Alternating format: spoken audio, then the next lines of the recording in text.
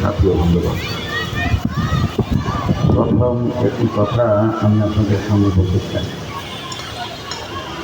বাংলাদেশে যদি কাদিয়ানীদের অমুসলিম ঘোষণা না হয়, তাই কি কাদিয়ানীরা মুসলমান? হ্যাঁ, কথা আজকে বললেন সাইডের থেকে যেন না করি। ডক্টর ইউনূস সরকার কাদিয়ানীদের মুসলিম ঘোষণা করলো না, ভবিষ্যতে কোনো সরকার এসে করলো না, তাই যদি তারা মুসলমান হবে? যে আমরা যদি তাদের বিরুদ্ধে অমুসলিম ঘোষণার আন্দোলন না করি, তাইলে কি তারা মুসলমান হবে? সারা পৃথিবীর মানুষ যদি তাদেরকে মুসলমান বলেও তারপরেও কি তারা মুসলমান হবে? তবে তারা কাফের, তার মধ্যে কোনো সন্দেহ নেই। আমার নবী মুহাম্মদুর রাসূলুল্লাহ সাল্লাল্লাহু আলাইহি ওয়াসাল্লাম তিনি সর্বশেষ নবী।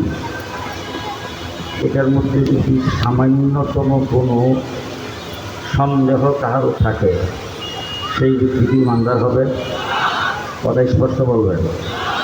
আমার নবী মুহাম্মদুর রাসূলুল্লাহ সাল্লাল্লাহু আলাইহি ওয়াসাল্লাম সর্বশেষ নবী, তারপরে কিয়ামত পর্যন্ত কোনো নবী নাই। এটা আল্লাহ পাকের পক্ষ থেকে আল্লাহ পাক ঘোষণা করেছেন।